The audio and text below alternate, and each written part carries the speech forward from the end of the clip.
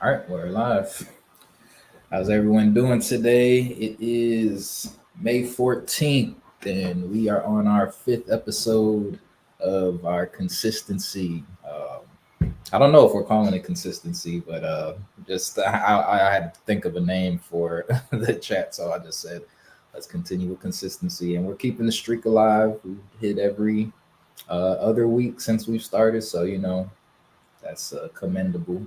Yeah, a lot of struggles, but we're still here kicking. So Well, I want to welcome everybody, and again, thank you, Andre, for what you've been doing to make this happen.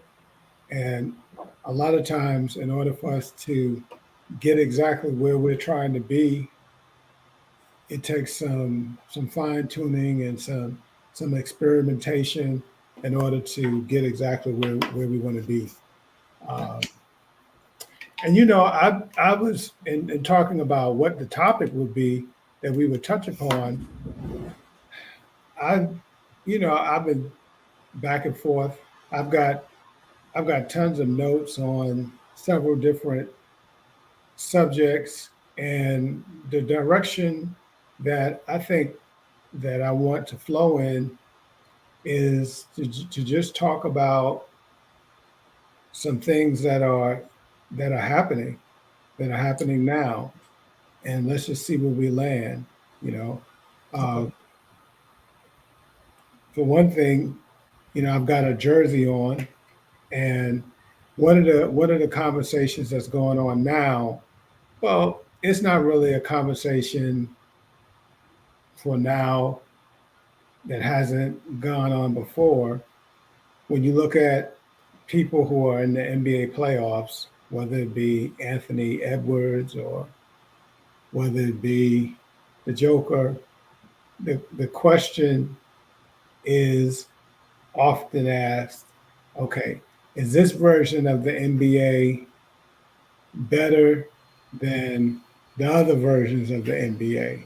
Mhm. And there's some people who would place Michael Jordan in the GOAT category infinitum, and and then there's others who are saying that based upon some things that are happening with guys that are in the league now, a lot of those records that Michael and others put up are, are going to be crushed. Mhm. So, I mean, actually, you and I never really talk sports per se.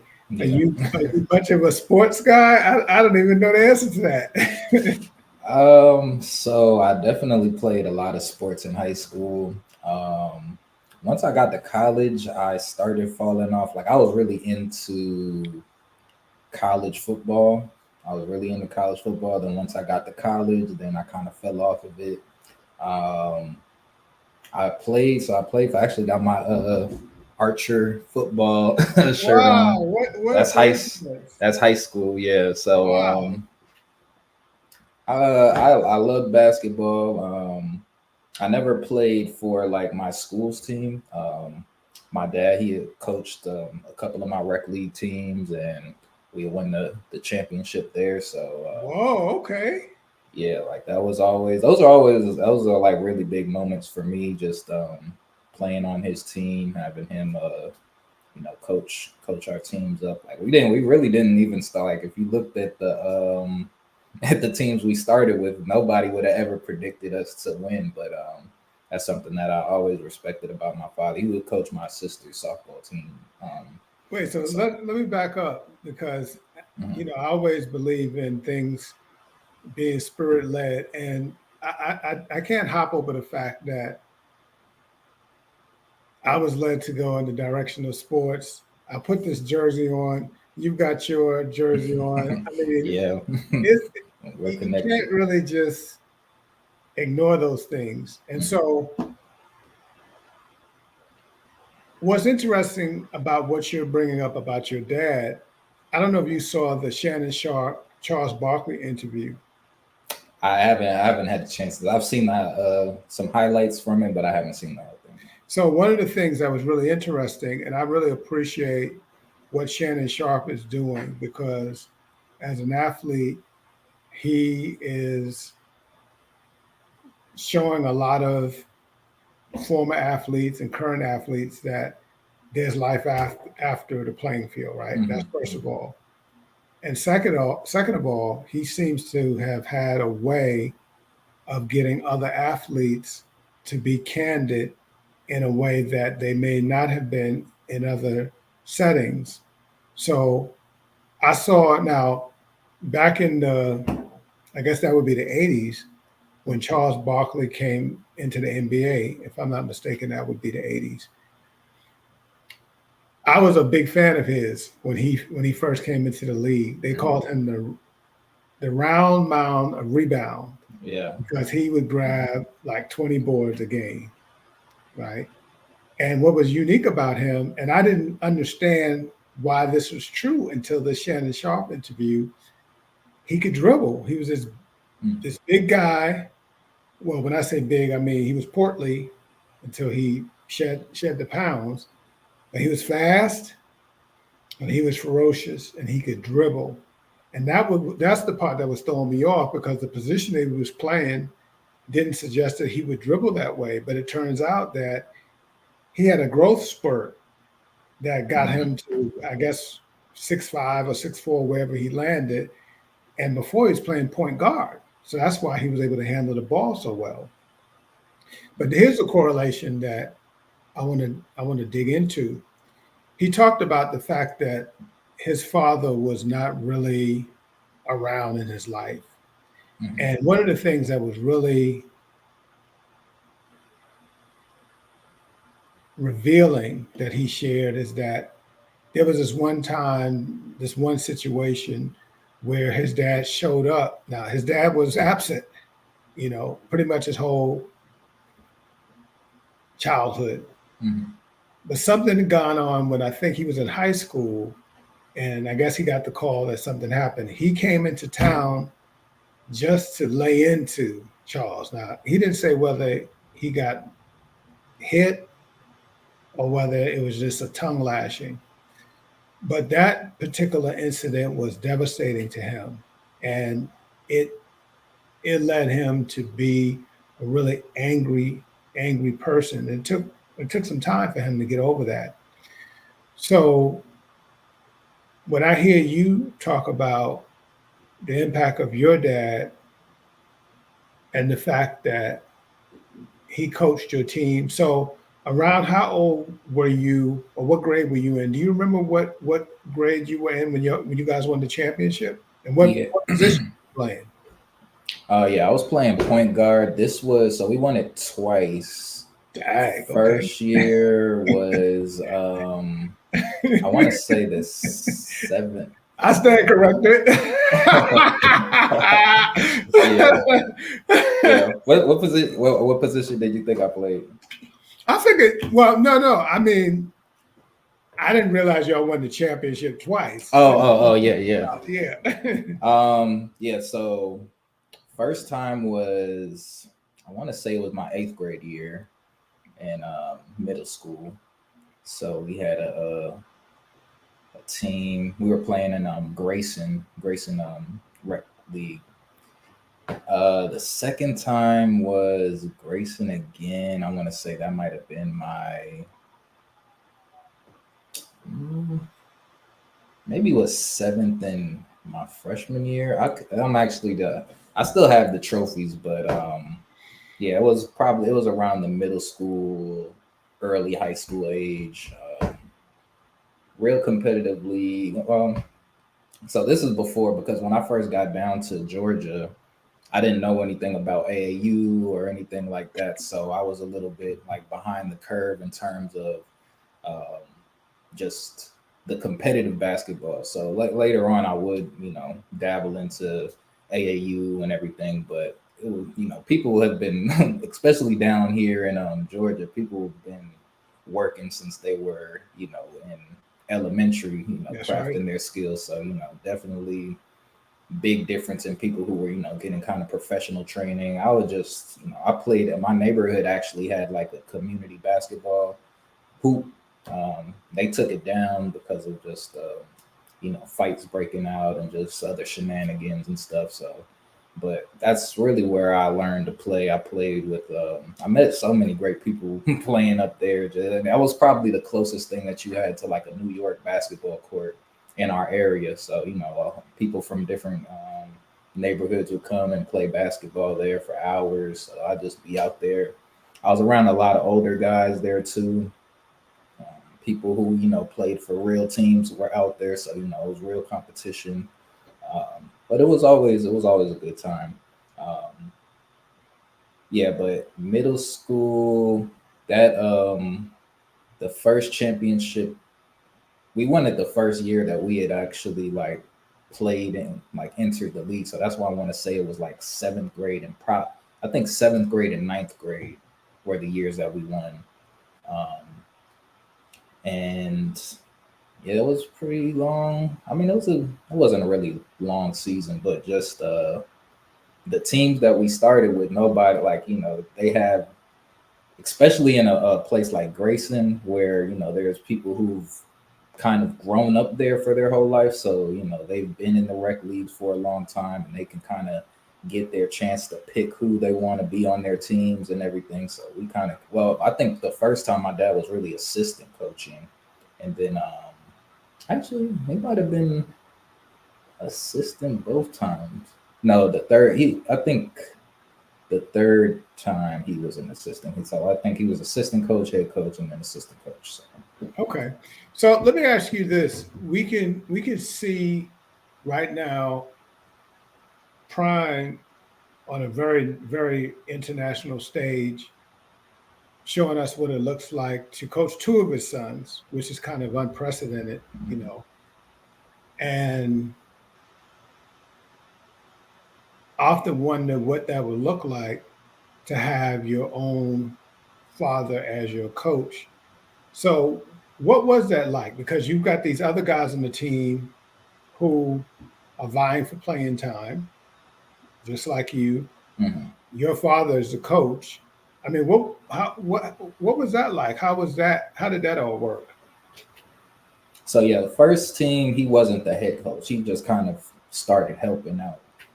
So it was never anything, and it was since it's rec league teams, everybody's guaranteed some Some playing playing time. time. Yeah, so um, I I mean for me it was just I guess he always just had an actual game plan that he would apply to the game. So and I think that was more than other teams were probably doing at that time. So we would come out with an idea, or he always helped us play to our strengths. So we had like two big guys down low who were really slow, but he was just like, you guys just focus on rebounds, what I mean, nothing else. So everyone kind of had their own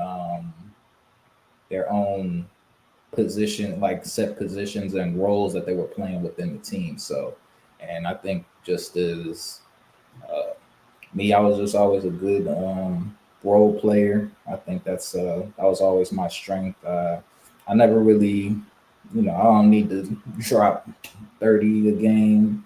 I do my thing, do my assists.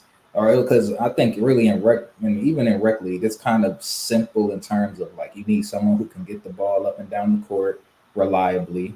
You need two or three plays that you can kind of get some uh consistent buckets off of. You have to have like a main scorer. Um, and so yeah, we just always had strategies going into the game, and then really once it was really more once we got to the playoffs where everything that we did over the course of the season kind of started to pay off. So we had a couple of upsets because we weren't the number one seed going into the tournament, but by the time we got to play some of the better teams, we played them already, and we had made adjustments, and so we were able to pull it off like that. So one of the things you said, a number of things that I think is important because you got all kinds of people who may be watching this. You might have those people who are coaching, hoping to coach. And one of the first things you said when you talked about what made your dad's coaching successful is he always came into it with a plan. Mhm. And I'm kind of the mentality that if you're going to do something, do it, not just half-heartedly do it because time is precious. It's not one of those things that we're going to get back.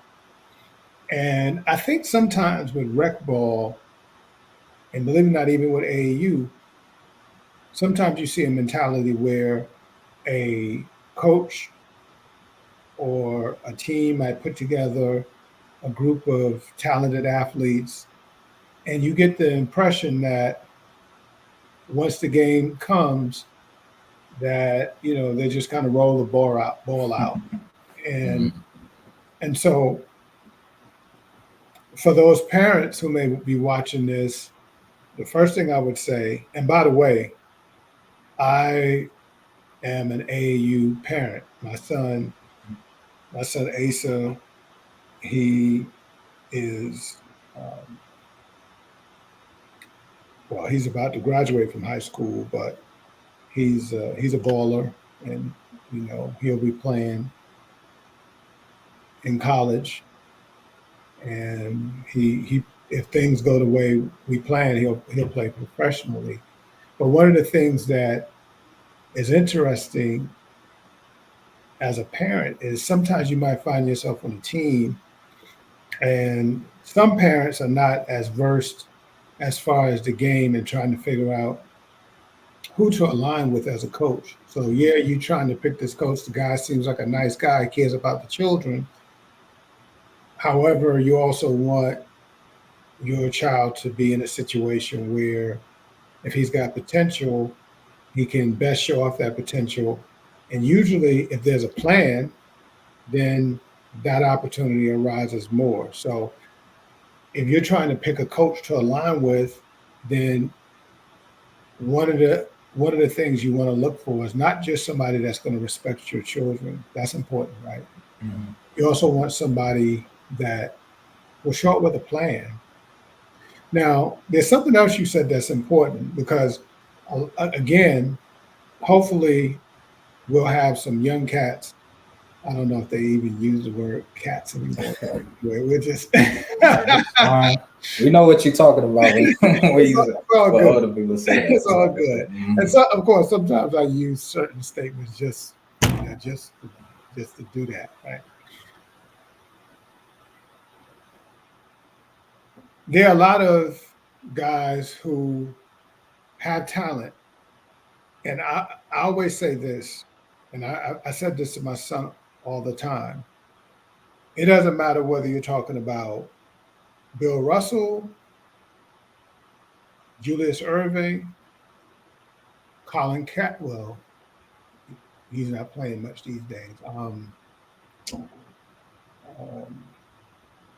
goodness, the guy I'm thinking about, the, the the championship quarterback for the Yeah. Chiefs. What's his name again? Pat Mahomes, Yeah, I don't know why it's Patrick. in my head. It's crazy.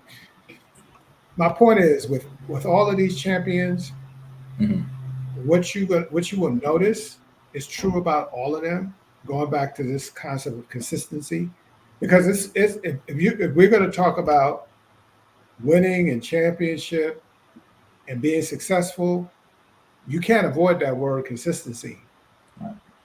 And so I'm curious, even with that rec team, and I'm guessing that you won't be giving away the secret sauce. I don't. I'm that might not be coaching anymore. Yeah, we ain't coaching no more. Is there anything that you can say? Okay, we did this all the time, and even now, years later, and looking at the success that you all did have, you can say, okay, I know that this one or two things that we did all the time gave us an edge. What might those be? I would say I'd have to really stick it to role playing because even as I watch basketball today, that's kind of how. Because I was watching, okay, watching the Wolves in Denver. We was watching that game the other day. So just a quick backstory. I've been a Timberwolves fan for my whole life. So I was a KG. all-time favorite player of mine. Wow. Okay. So, but So how did you feel when he left the Timberwolves and I went to followed him. Boston? I Oh, you followed him. I followed him. The way people follow LeBron, I follow KG right to the Celtics. Interesting. Okay. So yeah, I'm really not. I'm not a. That's when it comes to sports. I'm not a team person. I'm an individual person. So Okay. Yeah. I like my players. So after once KG left, and I was a Rondo stan. Like Rondo is my favorite point guard. Right now, I'm Kyrie.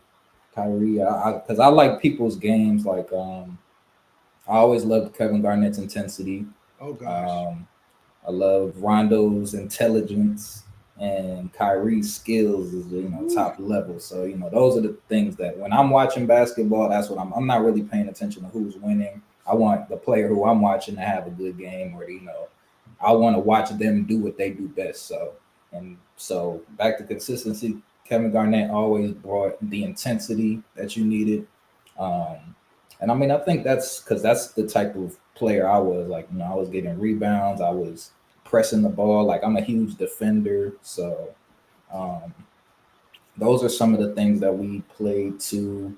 Like me knowing that, um, I always just kind of did like I would press the whole game, or just do certain things that would throw the other team off that they might not have anticipated or seen against another team. And so I think leaving that mark, like the whole team would kind of had their own or somebody had their own role to play in that regard. So some people would get in the rebound, so I think everyone had their role, and playing with a certain intensity always kind of helped us, get the job done. You know what's interesting is in watching a lot of different sports and actually being an athlete myself. And I'm like you, I always like to play defense. Now, in basketball, you want to score. In football, you like to score. But in football, growing up, my favorite player, my favorite all-time football player was a defensive player. And I Mhm. think he may have revolutionized defense in football perhaps more than anybody else in a lot of respects, and that's Lawrence Taylor. Mhm. I'll never forget as a young guy coming into the living room, and every 2 seconds they kept bringing up this guy, Lawrence Taylor. And when he first came to the Giants, and they were built. Now he's the first defensive player that I know of. Now, of course, there's other people who are more deeper in the history. There's some people who are as deep into the history of football and so forth as you are with the music. So some people will perhaps counter me, but I don't know. I'm not sure how successful they will be because usually with football teams, everybody knows. Usually, you build a football team around the quarterback, Mhm. and then maybe secondarily a dynamic running back, but usually it's the QB, right? Mhm. I can say with my full chest that that Giants team that Lawrence Taylor played for, they built that team around him, Mhm. and that was the first time I saw that. And so the other thing that's interesting about the stance that you took as a player, which as a basketball player, I used to love locking my man down. And then I also like those players. One of the things I try to teach my son is to have a very diverse game. Now, of course,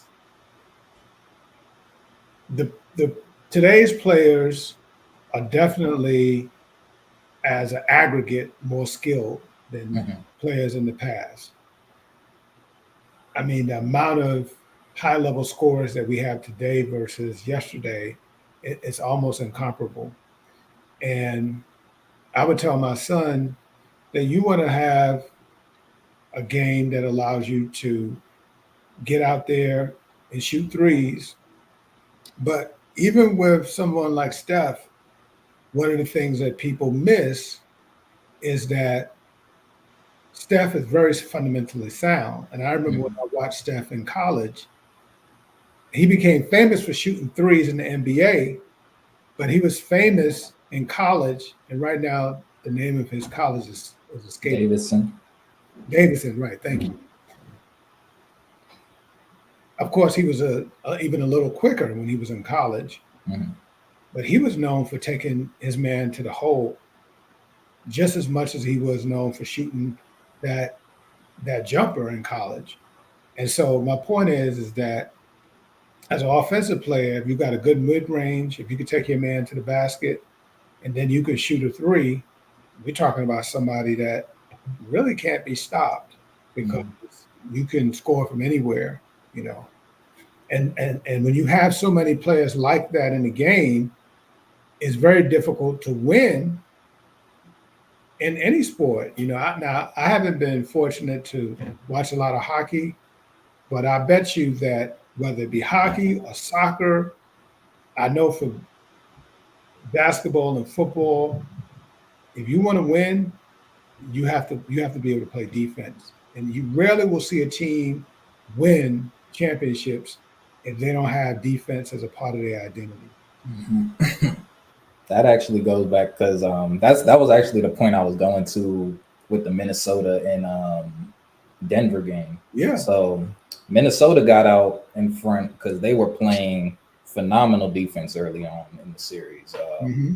They were swarming to the ball. They were playing textbook defense, and I love to watch that game. And then that allowed for Anthony Edwards to do his thing on offense, and for them to get the win. So the past two games, uh, I think game two they were locking Murray up. So Murray was in jail that game, but yeah. So now I think when because Rudy Gobert was out for game two, and I think that kind of had them mentally like, okay, we gotta really go hard. Then game three he came back. I think they said they had like a little bit of a break as well, so just kind of threw off their momentum. But even with Rudy being a top defensive guy, I saw Minnesota get away from what was working best for them, which was pressing the whole game. They pressed Murray from the time he touched the ball. He was getting frustrated. And then, the game yesterday, I'm seeing or not yesterday, whenever that game was, um, Timberwolves are the one. Well, mainly Carl Anthony Towns getting frustrated with no calls and stuff. That was something I never called asked for a call. They called it. They called it. They didn't. Then that's just what it is. Because you know they're not gonna change the call anyway. Like especially not in high school or anything. Right. So there's no real use in arguing with these grown refs. Like That's right. you're a little kid. That's They're right. not trying to hear you say that you didn't. And not to cut you off, Mm, but what's interesting about what you're saying is that me watching players today, you would be appalled. I don't know how much you get to see rec ball today, and how much they try to emulate that aspect of what they see from these professional ball players, and it's useless because you're trying to get to where these professional players are, and you're right. These grown refs, at most, if you keep it up, you get a tech, and you might get tossed from the game mm, because you're just you're just a child to them, right. trying to get there wherever there is for you. So you said some things, definitely. Yeah. So the today's game, I really don't like any. They have the replay too. That's been I don't like how much that's being used. See, I really haven't been watching. I stopped watching kind of professional sports a while ago, but I I could have I could recently. tell I could tell that something was going on because when I went down this lane, I could tell like, okay, that's why I said now that we're talking, of course, I remember way back when we first met, we talked a little sports, but of Mhm. course, most of the time we've always talked music, Right. so not a lot of sports. I do love sport. Like I love watching sports. Is just I think maybe more of the commercial. Like when people were talking about, I was looking at the NFL. that was kind of started my off putting of like professional sports. Because then, well, once I stopped watching NBA, then I really went back and started watching high school basketball. So I was very like, I know a lot of the young people coming up into the draft. Like I was watching uh, Jalen Green early on in his career, Josh Christopher. So a lot of those guys, I watched them play in high school because that's when they had all the highlights, and I'm like, oh, this is some great. Or you could just find it on YouTube. So find some great basketball, no extra stuff coming in, and all of that. So I I think really all sports it's kind of more marketing now. So that's kind Wow, of that's a why big I don't. statement. Yeah, that's why I'm not really the biggest fan of it, or it's not as pure anymore, I guess, until it gets to the playoffs. So I really can do without. And now they have all the betting going on with it, which I'm not a fan of. But So I'm glad you brought that up. And mhm, I really appreciate how when we just let the spirit lead, and I'm grateful to Yahweh because it seems like with each one of these conversations, it just takes us someplace. mhm, So you brought it up, and I can't let that go. Um, I'm going to come back to it because actually there were two things that you said that are worth commenting on. Um, so definitely gather your thoughts on the whole betting thing. I'm going to come back mhm. to I that. got a whole lot to say about Yeah, I'm going to come back to that. it. But Mhm, I want to go back to what you were saying. Oh, you said this. You said three things. Okay. Um, so when you were talking about your own experience with the game, I think you used the word textbook and textbook in terms of some teams going to the textbook. And with the college game, part of the reason why teams like Princeton have had the success that they've had has a lot to do with them sticking with a textbook, even though for the longest we know that the most talented players often don't end up at Princeton. mhm, And so where I was going, and part of the reason why, and a lot of young people don't understand this about Kyrie, but part of the reason why Kyrie ended up at Duke, you can trust me. I put all toes down on this one. If he played at Duke for Coach K, mhm, you better believe that Kyrie was fundamentally sound. So you see all that, fantastic dribbling that he does, it's because, and I tell the young people this all the time, whether it's Steph or Julius or Michael or any of the flamboyant players, the best ones of them, that stuff that you're seeing is laying on top of sound fundamentals, really sound fundamentals. every time. And I know that, I actually let's go there because I think this is a great conversation for you to talk about one of the initiatives that you took the initiative to push in the community as far as trying to give young cats a chance to get away from negativity and when you I don't want to you know what I'm talking about Mhm. with the cord and all that kind of stuff. You want to talk about how that came about and what led you to lead that initiative? You saying with the basketball court, or Yeah, yeah, the mhm, basketball court that tried spearheaded. to put up. Yeah. Yeah, so yeah, back when I was living in the Lakewood area, I was in an apartment complex where we had like it was a parking lot where you kind of park behind the townhomes. So one day I bought a basketball hoop and put it up because there was a lot of kids in the neighborhood, but there was nothing for them to do. So just at that time, I was also looking for something to do myself, and I was like, a basketball court would be the perfect thing, or I just felt like it would be, something great for the community, at that point in time, because there were a lot of kids just kind of hanging out at the.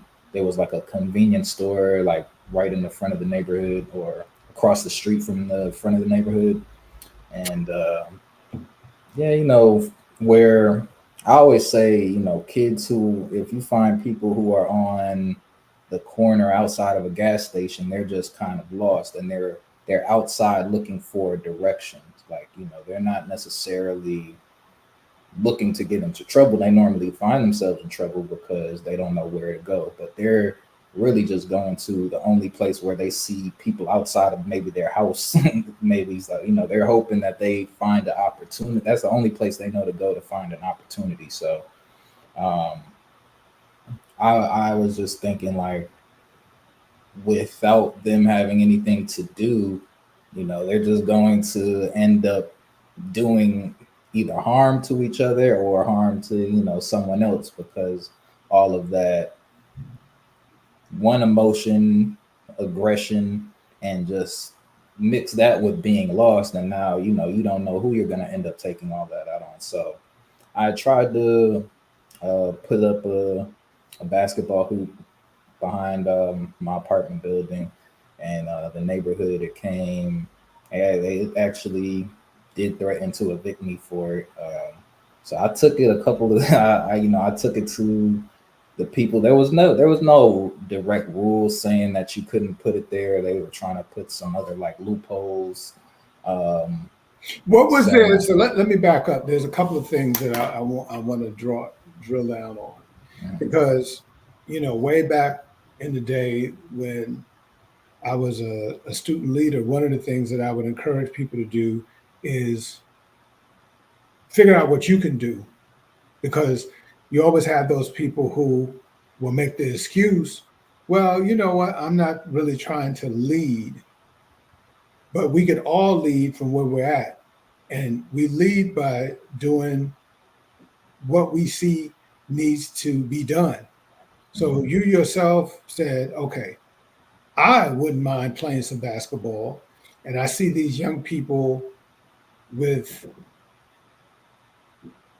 not something that is driving their attention in a particular positive way. So maybe this will give me an opportunity, and not to put words in your mouth, but mm, maybe this will be an opportunity for me to influence them. If nothing else, it'll distract them away from potential harm. Okay. So mm, I want that to resonate, because there may be some people, and I hope people will share this with others. There may be some people who are frustrated with what they see going on in their neighborhood. And I always say, okay, what can you do? What is it that you see that you can do? I've had the opportunity as a coach and a teacher to talk to groups. And what I would say to the men, sometimes it's numerically, there have been times when it might be 90% men in the group. mhm, And there's always those guys who, and you might be one of those guys, there's always those guys who, when they come around the block, for whatever reason, maybe it's because of the whip that they drive, that they attract the attention of the young people. Maybe it's their swag, maybe it's the way they dress, maybe it's their jewelry. Of course, Prime, he's famous for admitting that part of the reason why he wears the jewelry he wears is because it's a way for him to connect, with the next generation. So right, whatever that it factor is, at a minimum, a guy might say, okay, for whatever reason, these shorties, they gravitate to me. So what is it that I can say? What is it that I can do to motivate them to to be positive? Even if it's nothing but saying, hey, you know, you need to stay in school, mm, because if you an OG that they admire, and believe it or not, to somebody that's nine, you an OG. You mm. might Oh yeah, you might. I'll for sure know that. I'll give you that. So everybody, and so that's why I always appreciated when you shared that back when we first started talking, that you had taken that initiative. That was impressive to me. So what was the complex's justification for not wanting to give you permission to put this court up? Because I'm baffled. What's the problem? So I think it was probably up for maybe a week. And then I think one of the neighbors had complained because there weren't even really, it wasn't like people flooding there or anything. Now I guess now that I'm older, I mean, I can understand from the perspective of a neighborhood or just liability reasons. So, but I did also offer to just let them have it and put it where they wanted to and just it be a commune because I was like, it doesn't need to just be behind my house or behind our in our area. I was like, put it because they did have like a playground, something like that.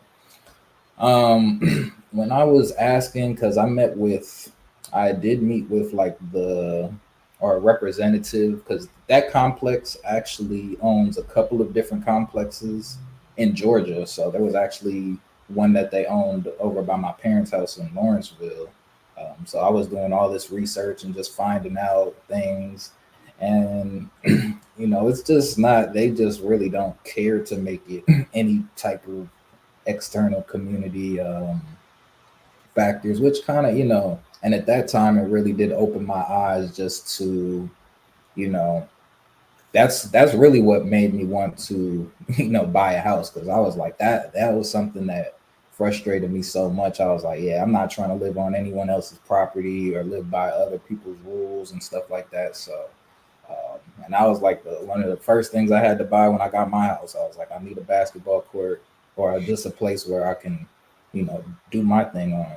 Um, but yeah, their justification was just like, yeah, liability issues. They were saying they were trying to use uh I forgot, they were saying something about debris on like the back porch or something. That was kind of the loophole that they used to get. There was nothing explicitly saying that I couldn't put a basketball goal there. And especially when I was like, I'll take it down when it's not being used because it's almost like a grill almost. So um but yeah, I think at that time, if I'm remembering correctly, I met with this lady who was over them, and I was pleading to him because I'm just like, at this time, the neighborhood wasn't really the greatest. There was, I wouldn't say there was high crime rate, but there was crime in the area. Kids getting into mischief and just doing other things. So I was advocating for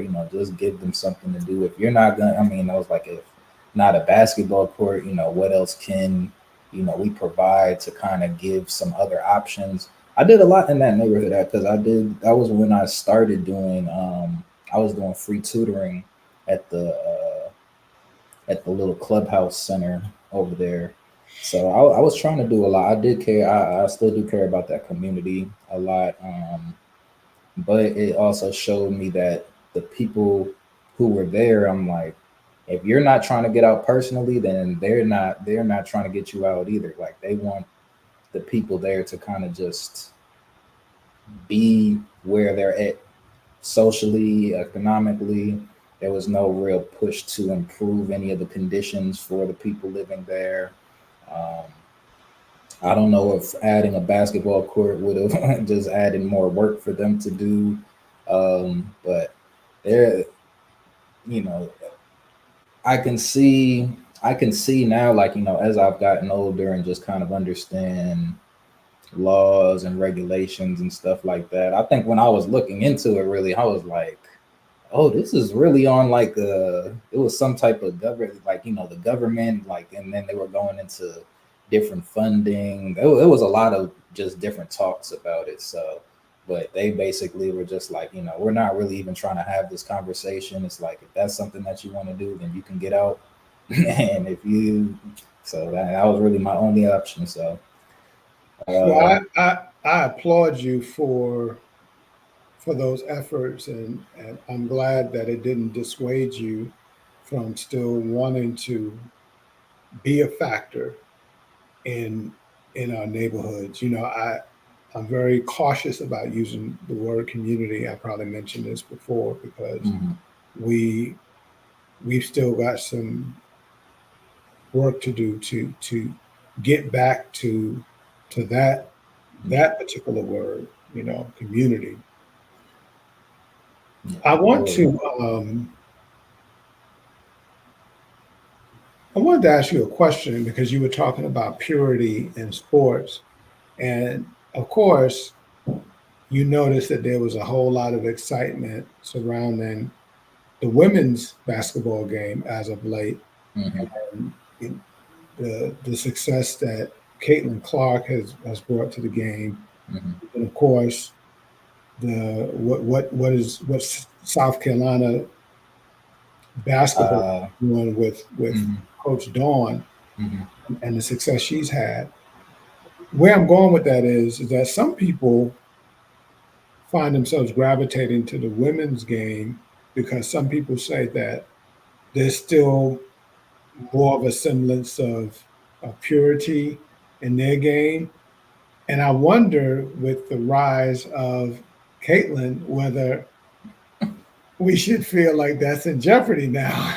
I mean, that goes back to marketing is kind of what kills all the purity out of things. That goes for hip hop, that goes for sports. So whenever you do have an outside entity trying to sell it, then that's where the purity goes. Because like you can't really put a price on the purity of certain things, but they're going to try to. And so that's, once you get the endorsements and just other people's hands into the pot, and like with so many people being there's so many influence things that influence the game at this point that you know the right amount of money can change an outcome of something.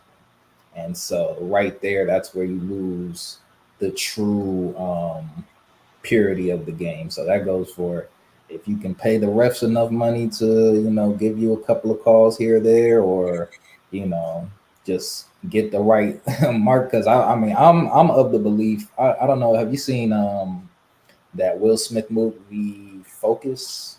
He No. was like, okay, that was, he was playing like a con artist basically.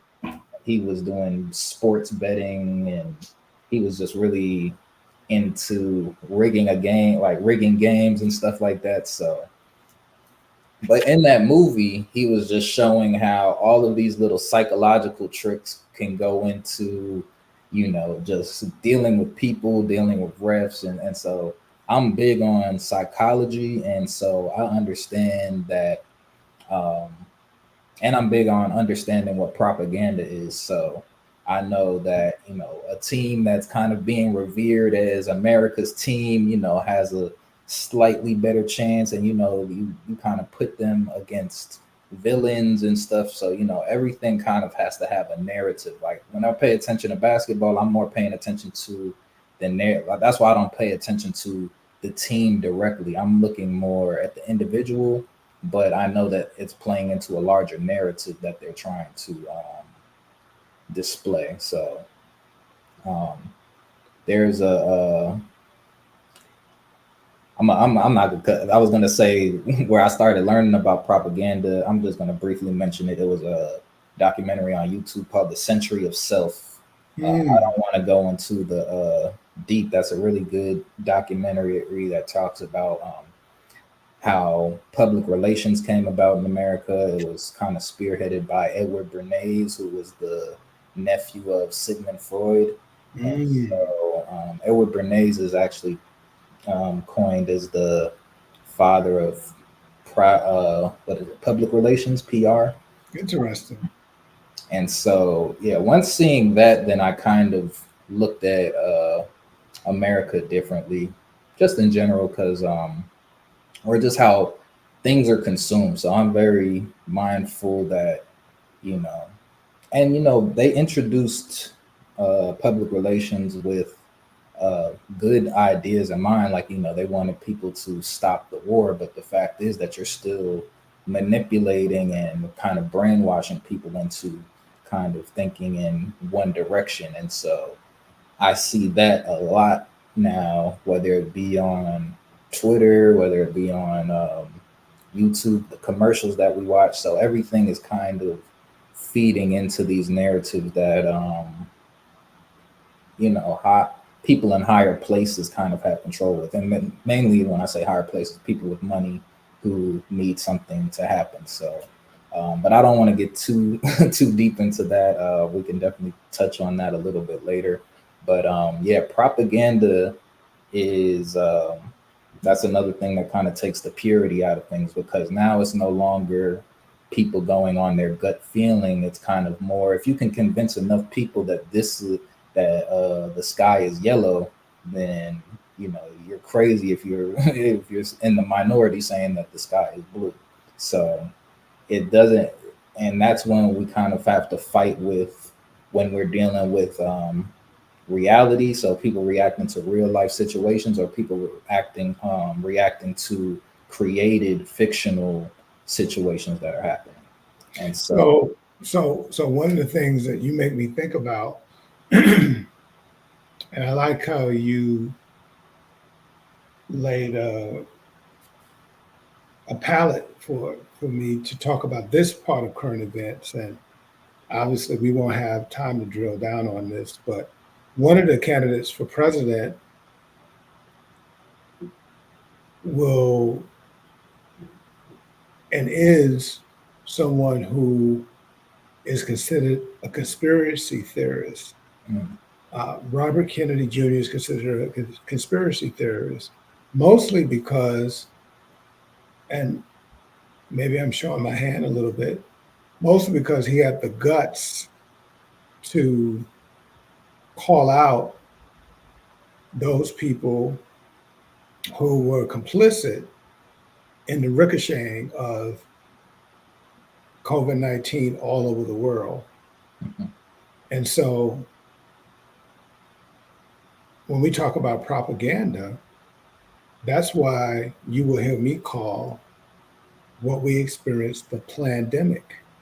mhm, Now, back when we were in the thick of it, I mean, we're still dealing with it. There's still, unfortunately, people who are going to the hospital and so forth with the virus. And of course, the powers that be who have been pushing these shots 2 and 3 times a year, it's very important that the virus sticks around. So the one thing that I will say is that when people go to the polls, it's important to listen carefully, because I never forget listening to a man who won the office of presidency fairly recently, and as a former political science minor, I know a little bit about that arena. And as I was listening to this guy who would become president, I said, "Wow, this is what they call rhetoric." In other words, he was his mouth was moving mhm, clearly, and he was getting a lot of response for the things that he was saying, but he actually wasn't saying anything. There was no substance. It was pure propaganda.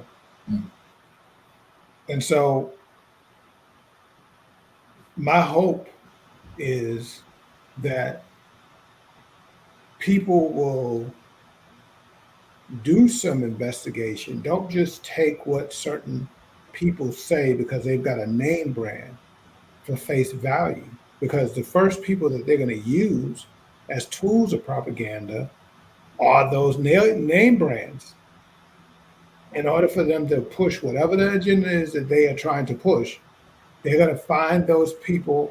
That's the reason why there's some sports figures that you will see grinning with a soft drink that they don't even drink, mm, because some of those athletes, they can't be superior drinking that. They don't put that in their body. Mhm. And some of them should, I mean, that's a whole nother that's a Like, whole nother conversation on how moral that is mhm. to promote a product that you would never actually consume because it goes against what you call fuel for your body. Your body as an athlete, your body's a machine. Mhm. Some of these athletes who have been at work in their sport for 20 some odd years, you mean to tell me they drink Sprite or whatever the brand is? Whatever they pushing at that time. Yeah, Mhm. whatever the brand is, right? So no, they're not. And I hate that that slipped out because I wasn't trying to advertise for any particular brand. Mhm. No, but When that you I get mean that goes into what you were saying when we were talking about Drake and Kanye. I know that one kind of got a little bit messed up in terms of like the video streaming, but um, that goes back into my point of what Drake represents and what Kanye represents in terms of independence and of being kind of a how would I put it, like more of a, I guess, a corporate sweetheart. I put it like something like that. So um, a lot of the things that Drake stands for and represents, he might not be.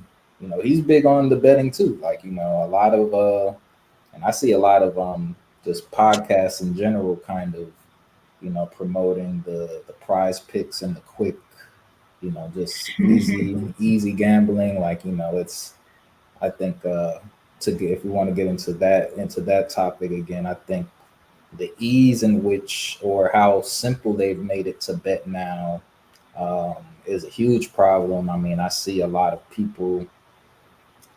It's hard for people to recognize that they have a gambling problem right now because of how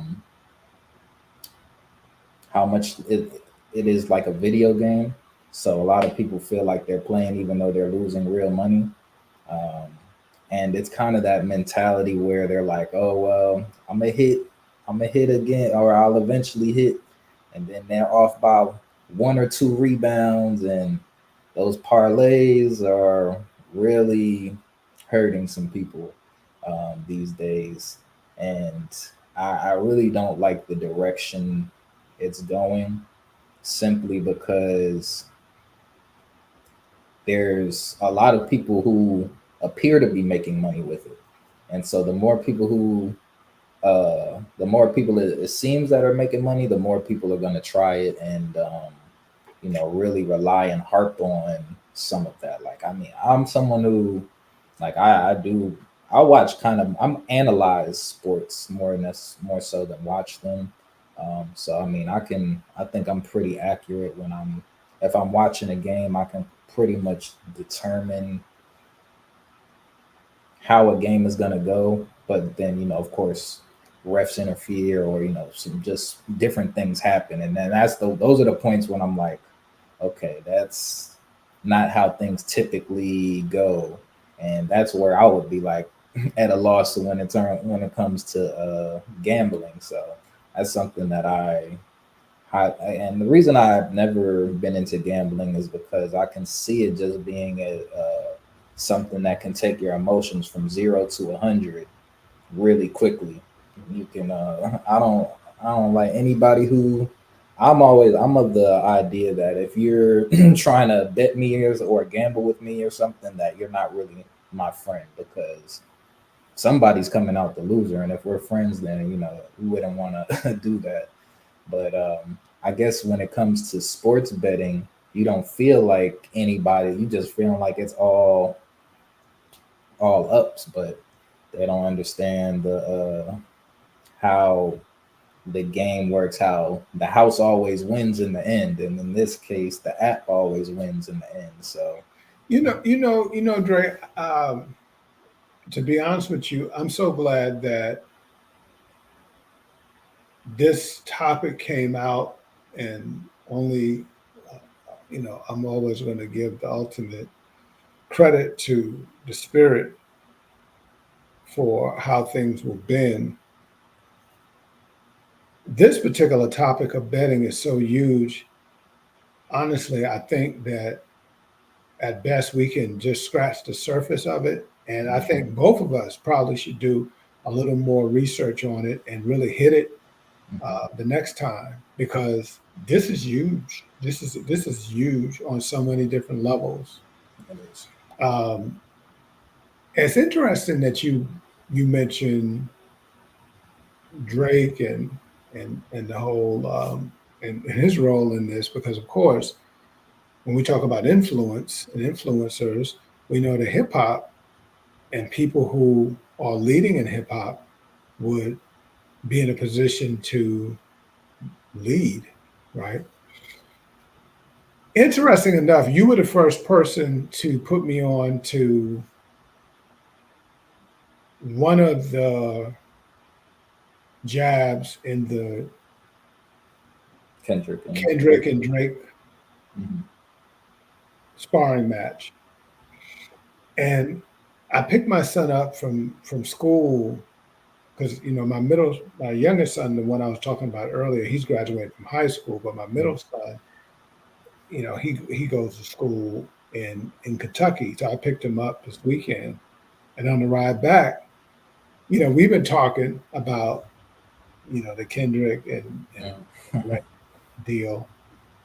And every chance I get to talk to someone different about it and get their take, I will get it. I was talking to this one guy, and I'm setting it up to to say something and then get your feedback. Mhm.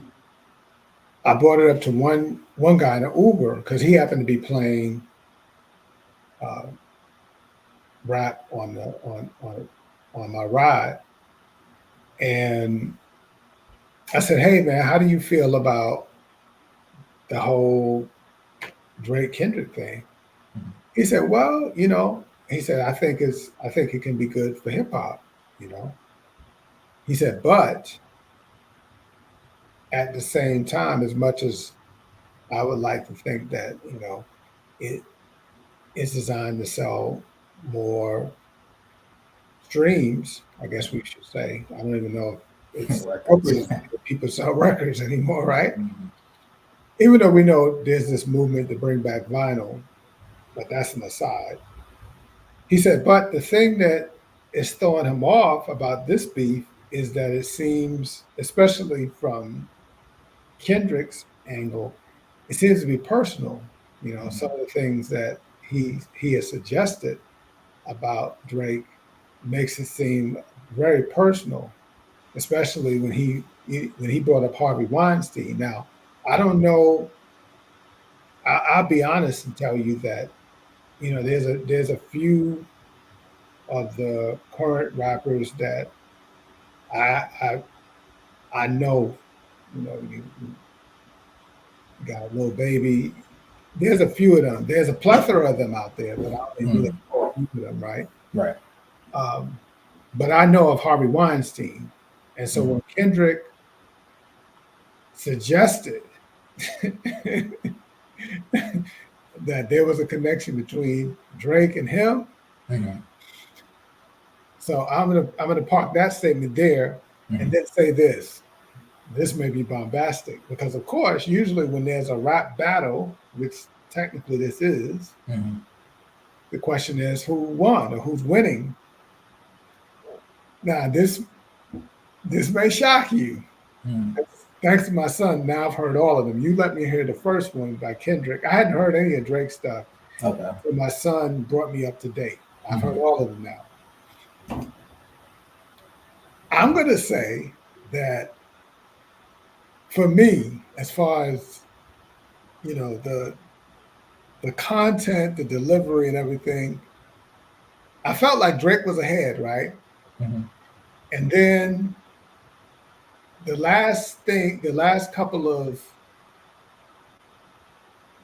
tracks that Kendrick put down, which were really hard hitting, Mhm. I felt like I feel like this is me personally. I feel like it's kind of like a tie now, you know. And I Mhm. know for some people, even my son, he feels like Kendrick d- demolished Drake. Mhm. I don't really feel that. I feel like Drake, Kendrick really gained a lot of ground with the last two. Mhm. Anyway, Yeah. I'm gonna put my mic down. I've said a lot, and now No, I want to hear what you got to say. that's actually very interesting coming from you, but in a because I'm of the I think rap beef wise, I think that Kendrick delivered in a way that people weren't anticipating him to deliver. So I think that that more is more why people are kind of declaring him the winner.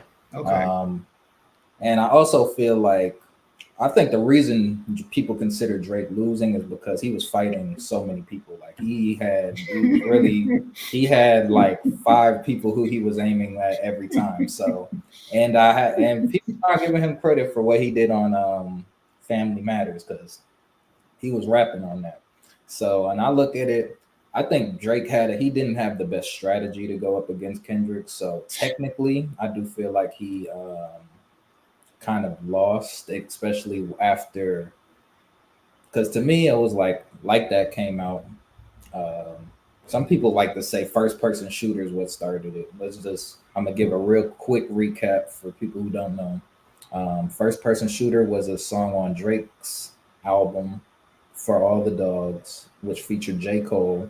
And on that album, on that song, J. Cole had kind of declared the big three as being Drake, Kendrick, and himself. Then following, I know we got all into this the last time, but Metro Boomin and Future, Southern from the South, dropped the album called "We Don't Trust You," which is people say subliminally saying we don't trust you, Drake.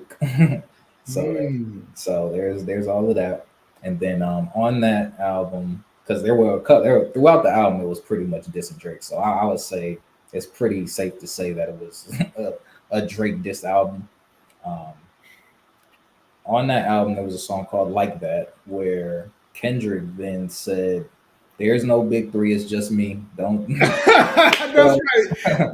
Now see, I'm glad that you are revisiting that because for some people, when you said it last time, well, at least for me, I didn't have the same level of context that I have Mhm. now that I've heard all of the battle, Right. tracks. So Yeah. it was important for you to say that. Okay. All right, Mhm. go ahead. So yeah, he says that on that song, and it's kind of says a lot on. He doesn't say too much on that song, but um, regardless, that prompted a response from J. Cole. J. Cole dropped the album, or I guess you could call it an album these days. It was more of a mixtape to me. And then on there, he had a song called 7 Minute Drill, where he was dissing Kendrick. But he was mainly taking shots at Kendrick's discography throughout the years and saying that he hasn't dropped a lot and that even the ones that he has dropped aren't as good as people claim them to be. So he, a couple of days later, he had Now ended I up. can't let this pass. I have to ask you because Okay. you're kind of in that space where you're a commentator. Mhm. So, what's your take? Was J. Cole right? Did those Kendrick albums deserve the acclaim that it got, or was J. Cole right? So for me, I'm not even the biggest Kendrick fan. My favorite rapper is in Kendrick's camp. His name is Absol. Okay. So when it comes to, and that's probably my biggest issue with Kendrick being where he's at because I do personally feel like what people revere about Kendrick is kind of a watered down version of Absol.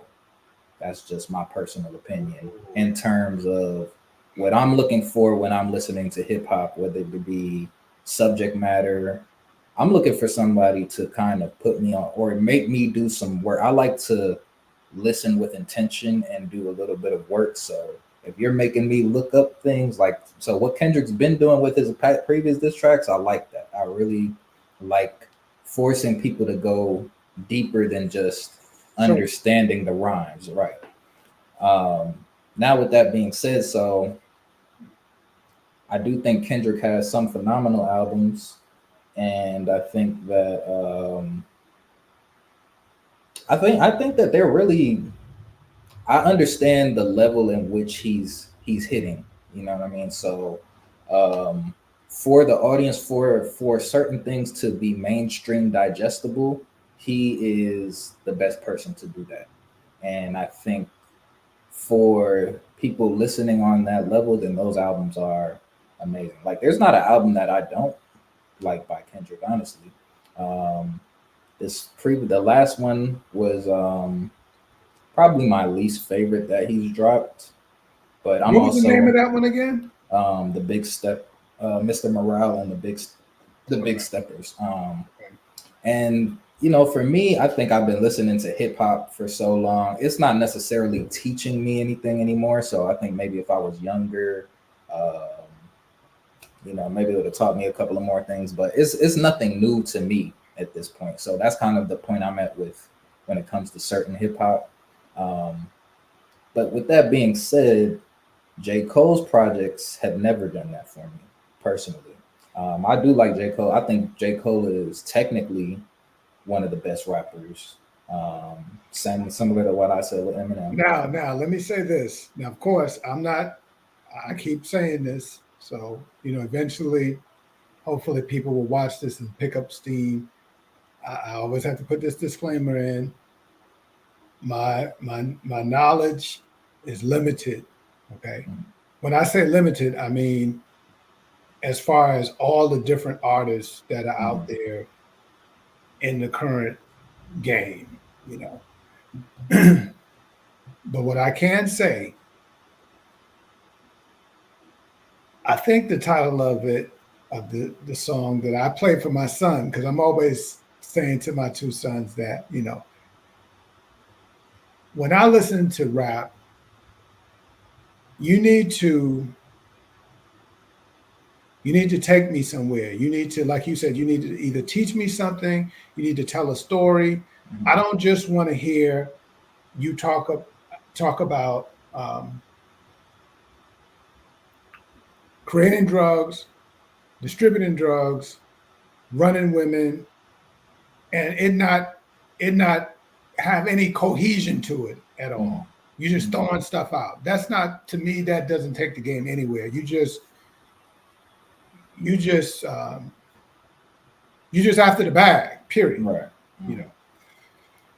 I heard this track that I let my son hear on the way back, because there were certain tracks that he was trying to play, and I said, okay, I can't. Now I know you and I have been back and forth. Mm-hmm. Even, you know, you told me that you messed with Sexy Red a little bit. Mm-hmm. Okay, so anyway, certain songs I wouldn't let him play, right? Uh-huh. And I said, okay, listen to this. There's this track that Wale and J. Cole did together. To me, I think it's titled My Boy, or My Boy, or Your Boy. Okay, I think I'm sure. Yeah. Mm-hmm. Go back and listen to it. To me, I think I do know. To me, that's one of the best rap songs in the modern era. I mean, to me, when you talk about rapping. Mm-hmm. Now, I don't know where Wale fits into your Wale, that go back into my colorism, because Wale was my favorite back when Drake was coming up. Drake and J. Cole. I don't want to get all the way into this, but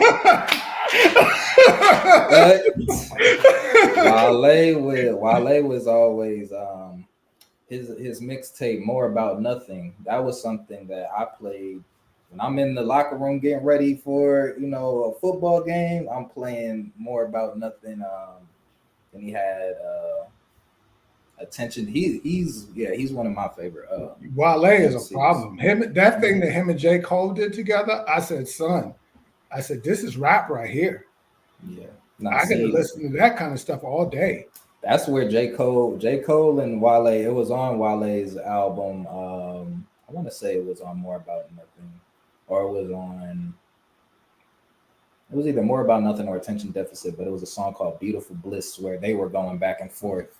But that was kind of where J. Cole started his feature run, like where he was going and killing people on their own song. I felt like it was slightly rude. I'm like, because he went a couple extra bars, like he was going off, and then the beats dropped and he's still going. So Wale had to come back in and because Wale had a great verse himself, and then J. Cole came on, killed it, and then Wale came back and followed up to stand strong. But yeah, I my bad. I didn't want to, but yeah, Wale is they rap though. That's the thing. It is rap. They're J. Cole technically. I think the only thing with J. Cole is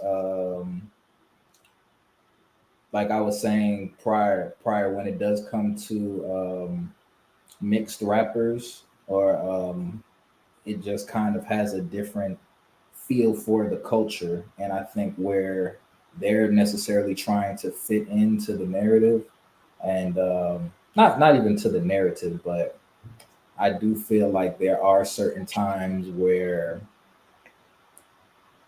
the audience themselves, outside of just the Black community, that's where they have their influence in terms of seeing themselves in the rapper. So the Tiger Woods effect. So I think that was probably one of the only reasons why,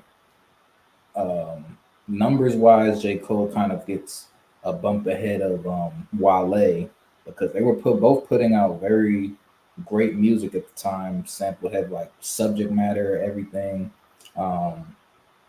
And just in terms of Wale, he rapped, he was, kind of easy. He was revealing, just how he dealt with girls at that age, and just just different life experience, things that you're running into as you're growing up. And that's kind of more what hip hop is for young kids. Like, they're looking for direction, and these are some of the only role models that they have. So when you're hearing them talk about some of their struggles dealing with girls, whether it be in a breakup or their first time trying to get a kiss or something like that, that's when you're most connecting with them. But not to cut you off, and not to make this about Wale, I was riding along one day and I heard a Wale track. And this particular Wale track, you probably would know it by name. I can't remember the name of it, but he was actually more like getting this grown man on. It was more of a track about some woman. It was really clever. I can't remember if the name of the track was Honey or something. It was some woman. Matrimony.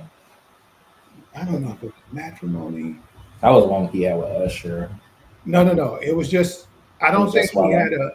I don't think he had a co-star. I think it was just him on this. But it was just outrageous, and it was clearly a grown man kind of thing, where I thought that the women would really gravitate to it. Mhm. I can't remember the name of it. I know you've heard it.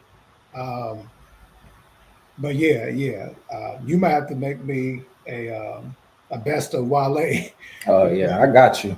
Yeah. Yeah, now Wale got some, and that's so. Just back to it, because I do think, like, you remember when they were having verses. Yeah. I feel like if you were to put Wale versus J. Cole, Wale, I feel, would mop the floor with J. Cole on a song, not necessarily rapping, but just song for song. Who has the more songs that are like recognizable and impactful to the culture? I feel like Wale has a leg up on J. Cole when it comes to that, because he's, to me, more culturally tapped in. Like, J. Cole he stays true to the game of hip hop.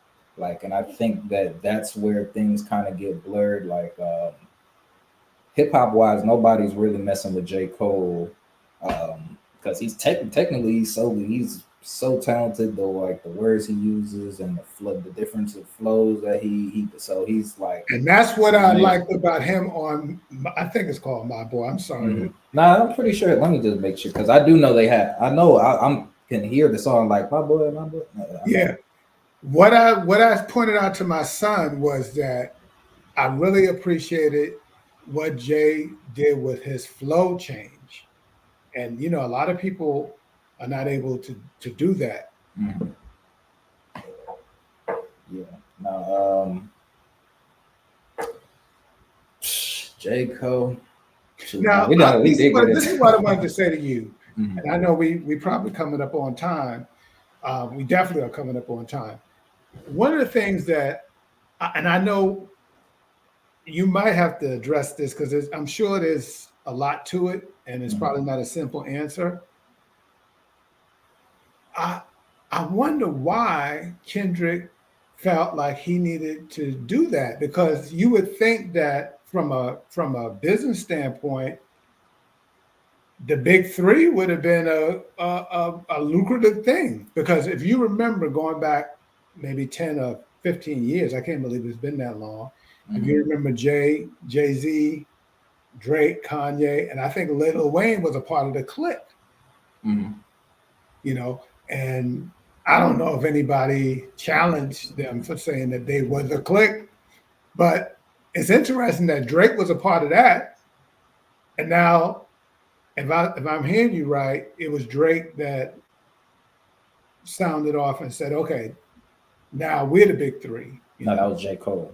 Oh, J. Cole was the one J. who Cole was the one who said it. oh, Mm-hmm. J. Cole said it. Okay. Mm-hmm. Right. Interesting. Okay. And so that's kind of where, because just back to where we were at, because I know we did get on a tangent talking about this. So J. Cole had dropped the album Might Delete Later. That was the name of the album. At the end of it, he had dropped and that was where he was talking about the discography. So that's kind of how we got off to the tangent. He ended up deleting the diss track to Kendrick. And really, back to that, I don't feel like J. Cole was the person who could call out Kendrick's discography when it comes to album wise. Like I do think J. Cole is a phenomenal rapper, but when it does come to his albums, and it's mainly because of who Kendrick represents. Like Kendrick is someone who saw the ghetto from, I wouldn't say a safe place, but a vulnerable place. Like, he wasn't one of the gangsters trying to do the drive-bys. He was one experiencing the turmoil that was a result of those drive-bys and gang violence areas. So when we were talking about narrative in hip hop, that's where Kendrick is important and why his music resonates with so many people in different hoods, because you're not, a lot of people aren't the ones who are being the gangsters and things like that, but they're witnessing it and it's affecting them in their day-to-day lives. And with J. Cole, I just feel like he's pure hip hop. Like his whole thing is like, I'm the best rapper, and that's kind of what what he sticks to. And I respect it. I respect him for that, and I don't have any problem with him saying he's the best rapper because technically he does. He's rapping the best. So Yeah, and you're supposed to say that, right? I right, and mean, exactly going to going the back to whole going back to spirit. basketball, these guys who are playing the game now, you'd be ludicrous to say the next guy is better than Better you if you than feel you are, you right, know? real competitive. So Yeah. but that's why people were very shocked when he apologized and took the song down from that was dissing Kendrick. So now when you're looking at it from like a score perspective, you had I wouldn't really call a first person shooter as like a shot like that first shot from Kendrick. Then J. Cole was the first to respond. So right now, at this point, only Kendrick and J. Cole had dropped music, but people are still waiting on Drake's response. But people were saying, oh, since J. Cole came out, people were like, oh, Kendrick, you got to go back at J. Cole. So they were looking for Kendrick to come again, but then J. Cole apologized. So now it's still just Kendrick, and now it's just Kendrick and Drake. Then let's see. After that, Drake had leaked his diss track to Kendrick Lamar, and that first diss was called. It wasn't Taylor Made was the second one. The first one called Push Ups. Push Ups. So, and that one was a pretty good song. But he was once again that's when Drake decided to go at everyone who was dissing him on that album. Right. That we don't trust you. Right. So right now we have a direct shot at Drake and a kind of an indirect shot at Kendrick, because he was just kind of saying some things like, and he was alluding to the fact that Kendrick has to split all of his earnings with his record label, which at that point he was already independent. So I didn't really understand that. It was more looking like I didn't really know exactly what Drake was going to say about Kendrick. So, I was like, get at him, do what you got to do. But to me, that first Drake that came from Drake was more of a shot at everyone else, or it did more damage. And my thing is, if you're in a battle, and that's why I've been saying the whole time, I felt like Drake was underestimating Kendrick in terms of how he was releasing, because he had dropped the first one, which you needed to address Kendrick directly, from my opinion, from a competitive stance. Nobody else was really going at you, but so Drake had dropped Push Ups, and then Rick Ross had responded to something that Drake had said in his album.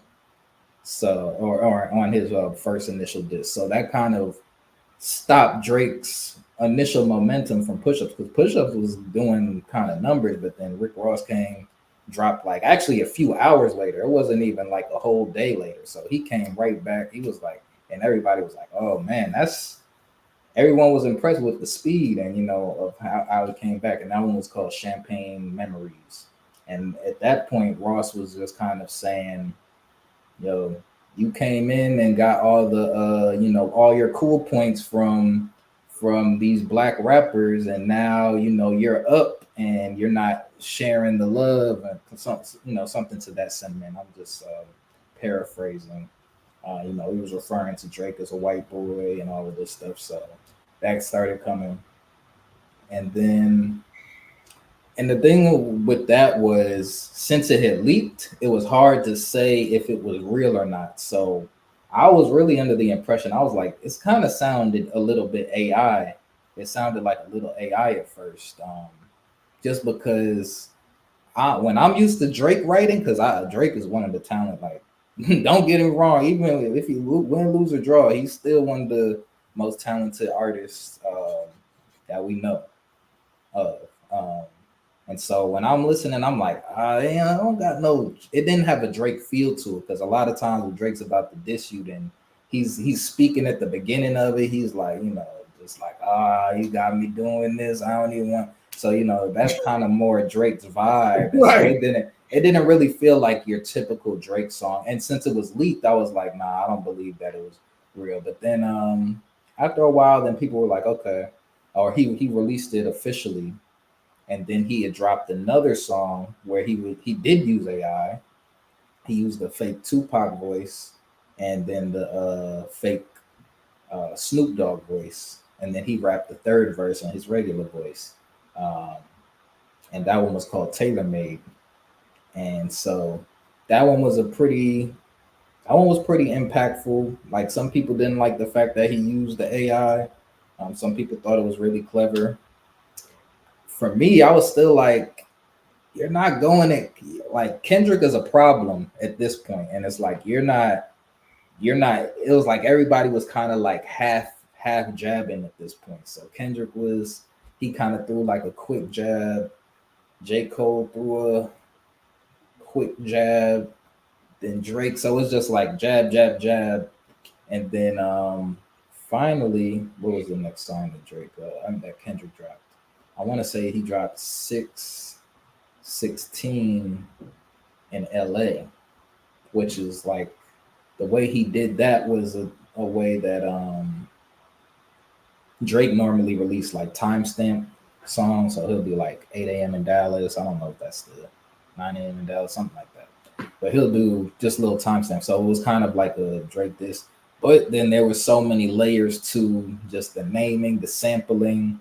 So when you really look into how much thought went into that diss track, you're like, okay, now this is a pretty good diss. And it's I don't know if he did any. Hold on, let me just. I don't know if what exactly.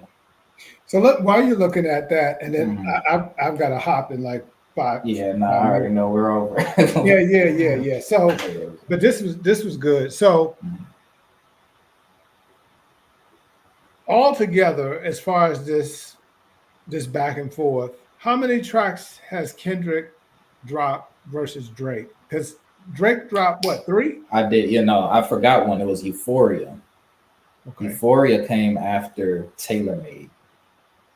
So he had so it went like that, Kendrick, Push Ups, Drake, Euphoria, Kendrick, then no, hold on. It was like that, Kendrick, Push Ups, Drake, Tailor Made, Drake, then Euphoria, Kendrick, which was a song after Push Ups and before 616. And that one was actually that one was good. I liked Euphoria. Then Kendrick came back and dropped 616 in LA. Then Drake came back with the Family Matters, which he was fine. Like that was like 7.5 minutes long. But once again, I think if he was rapping like that and went directly at solely at Kendrick, I think he would have won. But he kind of more was dissing the Weeknd on that. He was dissing he still I think might have had some words for Metro, and so he was all over the place and who he had to attack. And it's like then right after he dropped that, a few hours later, Kendrick dropped Meet the Grams, which kind of put a whole damper on Drake's last release. And then he came and dropped the Not Like Us, which that's the song that started going viral. And then Drake he had finally finished up with the Heart Part 6, where he that's the series, a couple of series of songs that Kendrick has called the Heart. Like he has the Heart Part 1 through 5, so kind of went back into that. So yeah, all together 1, 2, 3, 4, 5, 6, 7, 8, 9 tracks between them. So 5. What Kendrick put out 5 of those?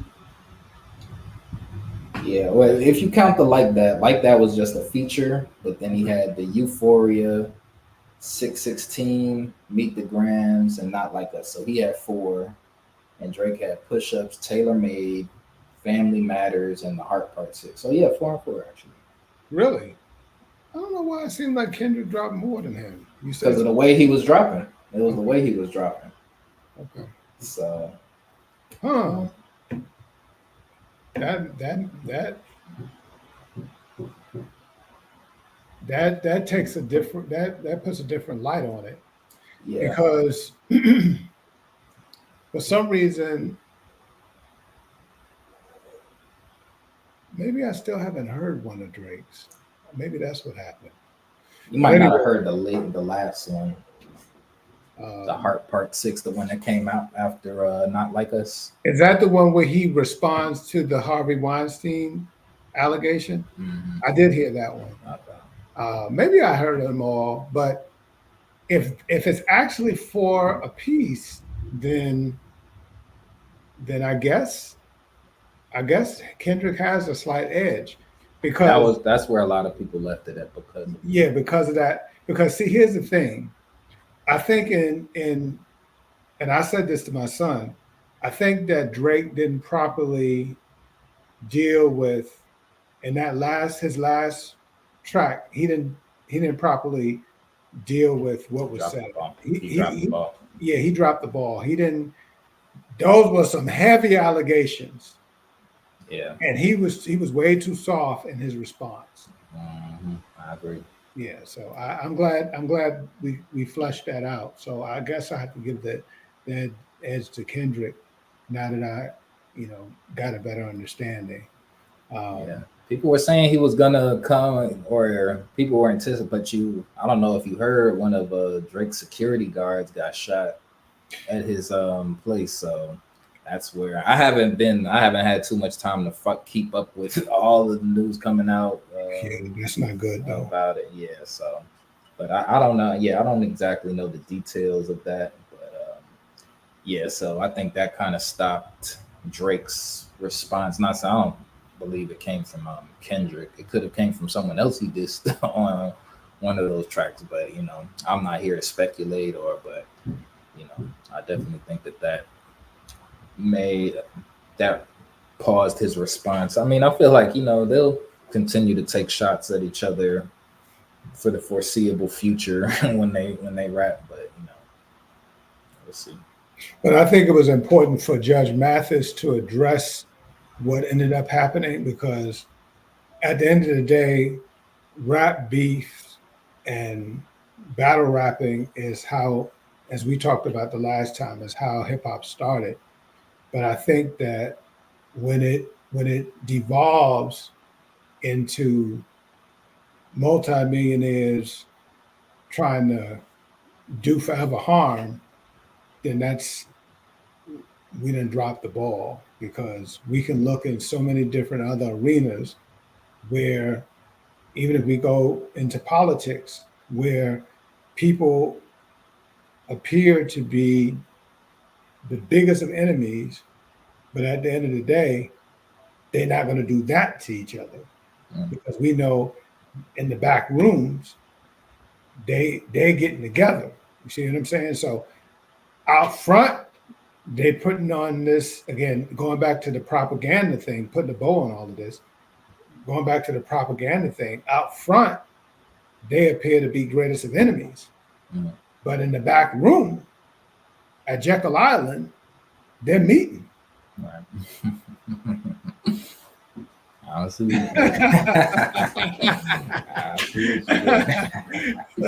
So I'm gonna let you get the last word, and then I got a hop. Okay, yeah. I think this was I think we finally got ourselves one that can last. We can put this out. I think the quality is good. We went with a service this time instead of trying to do things through the freehand way. Thank you everyone who has tuned in. I do see we have one live viewer, probably hey dad or someone who's watching. But no, this was a great stream. We had a great conversation this time. I almost ain't have enough energy trying to get things working on the computer, but I took a quick bite to eat before we hopped on, so I was able to power through. Thank you, Frank, for coming on and chatting with me. To everyone watching, thank you for joining us. Please like, comment, and subscribe. Do us a favor. We want to challenge if you see this video and we don't have 5 likes yet, please just throw a like on there, leave a comment, share this with anyone who you feel may enjoy this conversation. We want to continue to just keep this as open dialogue.